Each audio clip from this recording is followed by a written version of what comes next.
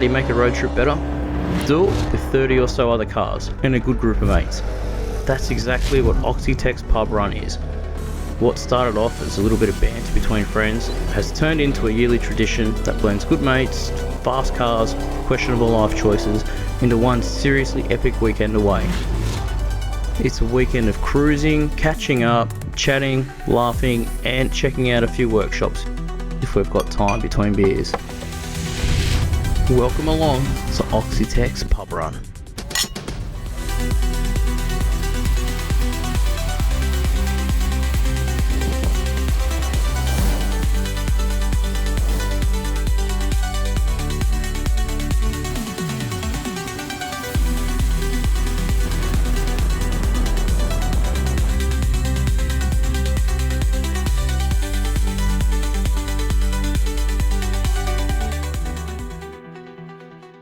This year, pub run kicked off at Brint Customs, right at the foot of the Blue Mountains, about as far west of Sydney as you can go.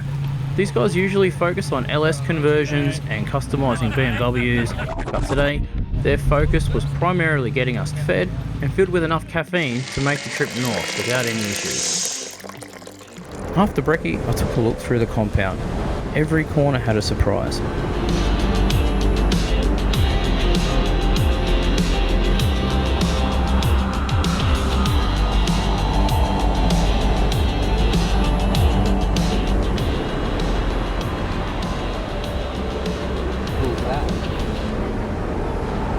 I just put the H89 head on it. The Yamaha R6 throttle bodies, fly-by-wire, fuel injected. It's got cruise control now. There you go. Nasty.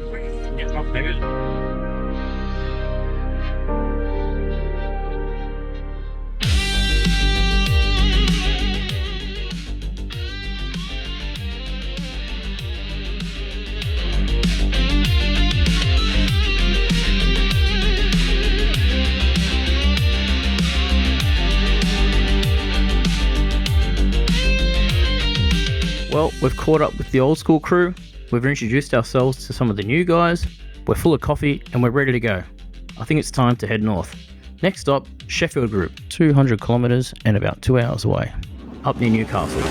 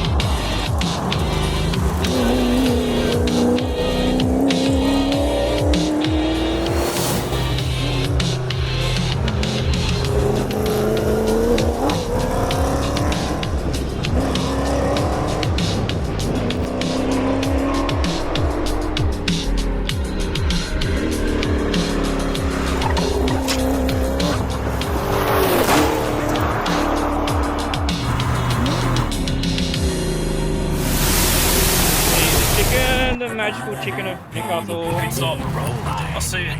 Let's get some chicken. Woo. I'm looking for an honest review, alright? Smells good. Like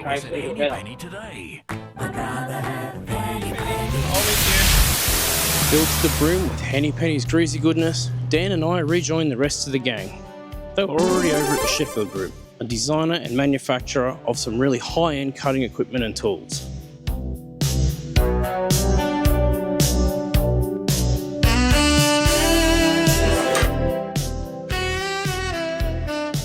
We got there just in time to check out the product development room. They'd show us some of the cool secret squirrel stuff they were working on.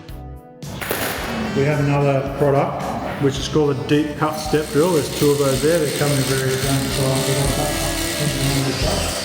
I can't go into too many details, but what I can say is I was impressed. And everything I saw was cutting edge.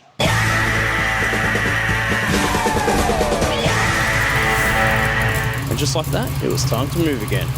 We hit the road, continued north to our final destination for the day, Tea Gardens Hotel.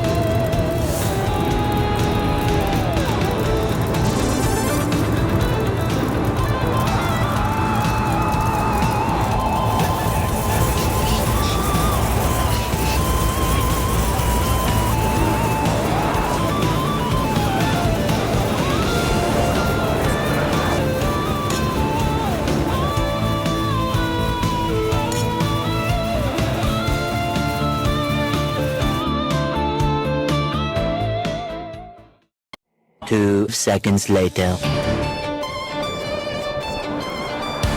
Any empties? I'd imagine so, yeah.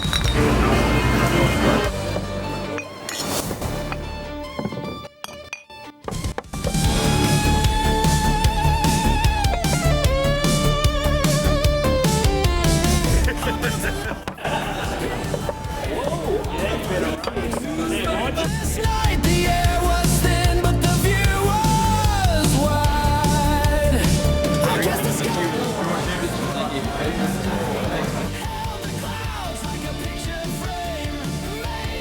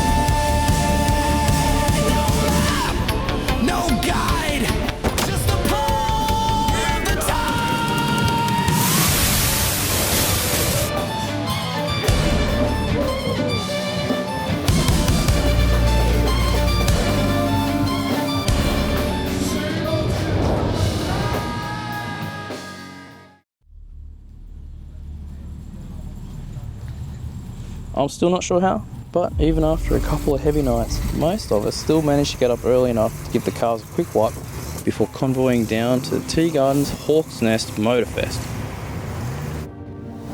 It's the biggest car show of the area, and it's also one of the area's largest charity fundraisers.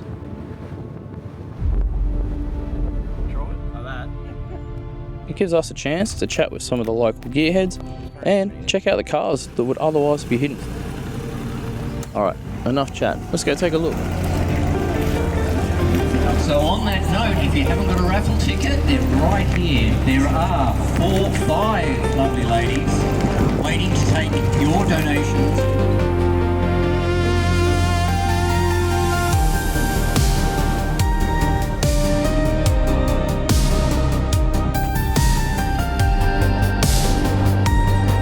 Personally, I'm not much of a car show guy, but I do love to check out car shows in different areas. It's sort of like a lucky dip. You never know what you're going to get. Motorfest turned out pretty good. Tons of cars, all makes and models, high quality, and a few oddball builds as well, which I personally love.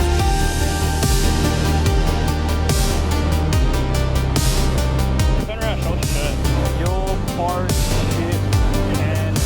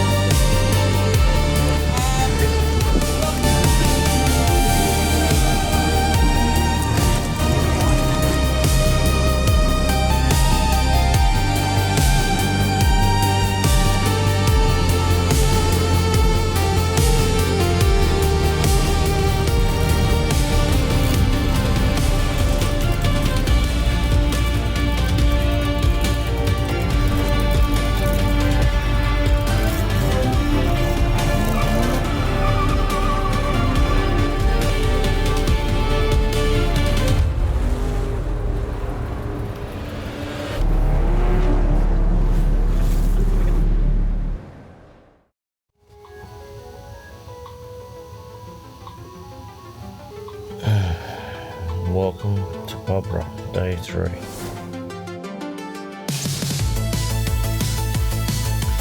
Alright, waking up on time was pretty brutal, but there was no way I was going to miss out on breakfast at Mum. Pardon me? Never mind. That creamy. During Brekkie, we've got a little tradition of handing out a trophy to whoever suffered the most mechanical misfortune. But this year, all the cars behaved really well. It's the first year that didn't require a tilt tray or a car trailer to send someone home. So instead of the most broken car, we gave the trophy to the event's most broken man. Congrats, Mr. Andrew Broadley, who completely obliterated his leg in a dirt bike crash not too long before the event. He spent the whole weekend on crutches, on painkillers, and in the passenger seat of his Tirana. Hopefully Broads will be back next year and in the driver's seat.